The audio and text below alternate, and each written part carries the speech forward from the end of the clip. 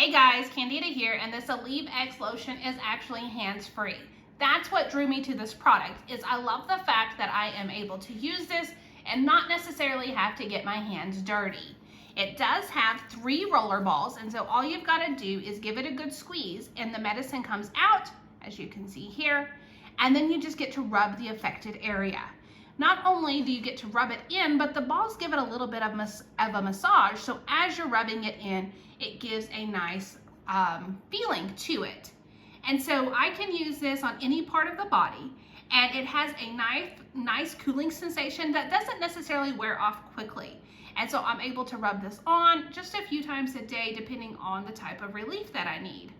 The active ingredients are going to be menthol and camphor, and so I specifically like the way it smells. It's not overwhelming, but it does give it just a little bit of that menthol smell, and I find that to be refreshing. So I hope you found this review helpful.